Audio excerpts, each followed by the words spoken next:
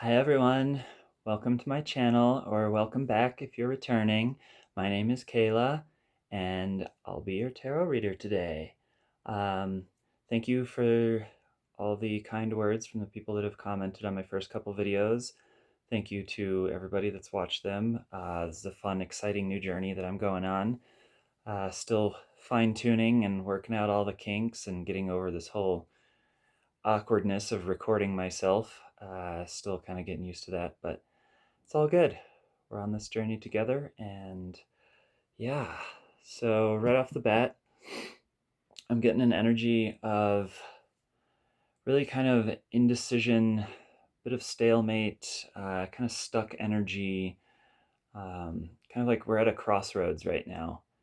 Like there's a few different big life choices that seem to need to be made, and there's a lot of energy of not really knowing what to do. Um, Without pulling any cards, I'm getting a lot of like Two of Swords, Seven of Cups type of energy. Like decisions need to be made. New paths might be traveled down, but we're not really sure what to do. And because of that, I was also drawn to using both of my decks today. Lately, I've been using mostly just the classic Rider-Waite-Smith deck. And I don't know. Today I was felt drawn to use both my decks, so I've got another deck here. It's just another tarot deck, but it's a more updated version. And I really like the combination of colors between the two. We got the teal and the violet, very like upper chakra colors. A lot to do with communication, wisdom, vision, higher knowledge. So I'm definitely getting that vibe of like a lot of just kind of confusion going on in the upper chakras, maybe a lot of blockages. I know if you're watching this video shortly after it comes out, we just had the full moon in Gemini, and there's been a lot of energy the last few days regarding communication, choices, letting go of old stuck energy, embracing new paths, letting go of major life cycles. It's December right now. We're coming towards the end of the year. And yeah, let's just see what we got going on. So what needs to come out, Spirit? What does the collective need to know today? All right. Ooh, 10 of Cups. This is one of the happiest cards in the deck. It's like finding your home, your family, your soul tribe. And that's a lot of the energy that I'm getting, is not really knowing where your family is. Maybe you've been going through a lot of struggles, moving around, bouncing around from job to job, place to place, not really feeling like you fit in, not feeling like you really have a stable sense of community or family, or a real stable home life. And so we're gonna see what needs to happen with that. What sort of direction do you need to take? What advice do we have for the collective on finding this 10 of Cups energy? We've got the 4 of Cups. So it's kind of like being fed up with your current situation, being kind of refusing what's being handed to you. Like, well, I've tried this, I've tried this, I've tried this. I'm kind of over it all. I don't really want to try this new thing. And I've been going through a lot of that lately with myself. One thing you'll notice in these readings is that I do tend to talk a lot about myself. I'm a Leo. It goes with the territory. I'm also an Aries moon. So my way of relating is often through personal anecdotes. It doesn't mean I'm not focusing on you.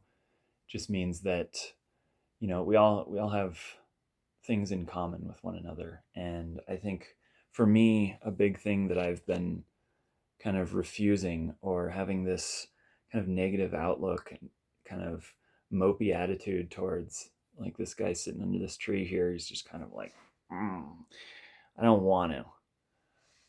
Is like not willing to go along with the flow of things. Um, if there's a lot of just kind of like being being controversial or antagonistic just for the sake of it, instead of embracing the good things in people. I've had a lot of things happen in my life over the last few years that have made it really easy for me to focus on the negatives and not embrace the positives. Um, my living situation right now is not ideal, but it's also very temporary. It's not very conducive to what I want to do, but I know that it's also spirit showing me my own strength, that I don't have to wait for the perfect conditions to act. What do we got? Yeah, we got 9 of Swords and the 5 of Swords. Yeah, there's a lot of this, like, all of this energy is like very counter to this 10 of Cups energy. It's a lot of like worry, refusal, argumentation. Winning, the 5 of Swords is like winning at a higher cost to the gains that you get. Just within my own family, I'm living back at my dad's place in my hometown, dealing with my parents, and there's a lot of unresolved tension in there. And I can blame my parents for their faults all I want, but ultimately it's a lot of my own shit. So maybe there's some things you need to look at. Take a look at where you can change instead of focusing on the external and what around you needs to change for you to be happy. Um, make the most of whatever situation you're in, because life very rarely gives us just perfect ideal conditions and situations the way we want them to be. Oftentimes we have to deal with people, places, things that we don't want to, but that's just life. Uh, so yeah, maybe focus on where you're being the problem. I hate to say it, but sometimes we are the problem. There's that old saying: if you meet 3 assholes in one day, you're probably the asshole. And there's a certain level of just having to let go of the need to be right, of the need to win, because sometimes it can cost us more than just that short-lived satisfaction of victory. If it comes at the cost of burning bridges that may have been beneficial to you down the road. And I'm getting, with that 9 of Swords, just a lot of anxiety. Like I said, before the reading even started, I was getting a lot of just kind of like worrying about what choices should I make, what path should I go down. Wow.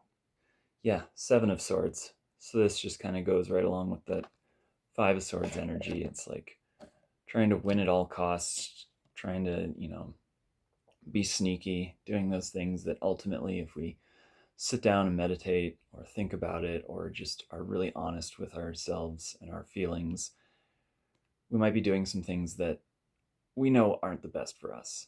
I had a situation the other day where it was like I made a choice that I knew right from the get-go was not the best choice for me, and I could feel it in my gut. It was like my intuition was just like screaming at me, like, don't do this, this is not the right choice for you. And I did it anyway, and immediately I knew after the fact that, yeah, this was not the smartest thing. So maybe it's time to kind of go inside, meditate, think on how we can change ourselves rather than trying to change the world around us. I think a big part of taking back our power is letting go of control. It sounds counterproductive, but um, you know,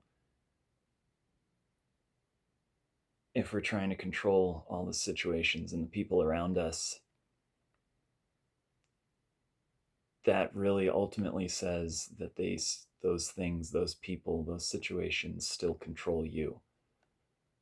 letting go of needing to dictate other people's lives, or letting go of needing situations to be perfect in order to move forward with a project or to feel okay with your life.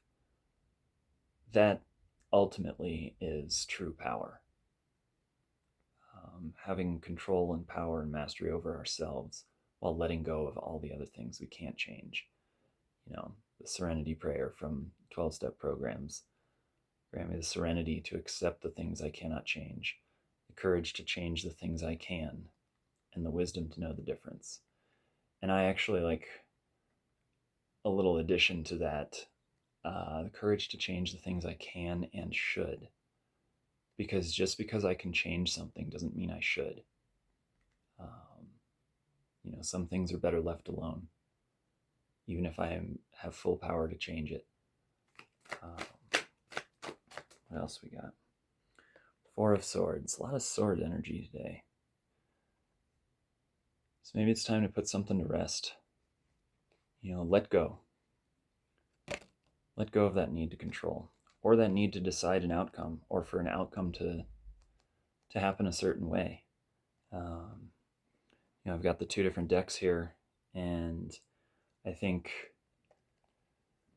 one of the things I'm getting is, for some of you, there's a choice that needs to be made, and you need to decide, like, okay, it's time to let go of path A and embrace path B. For others of you, though, the choice that needs to be made is to embrace both things. We often can fall into very black and white, extreme, this or that ways of thinking with things. And that doesn't always have to be the case. We can embrace both things. Maybe you're dealing with a career situation where you're thinking about changing careers. Well, maybe there's a way that you can still work part-time at your current job while embracing a new path. If you're embracing a creative path, an artistic path, a self-employment of any sort, maybe you can hold on to that other job for some stability right now.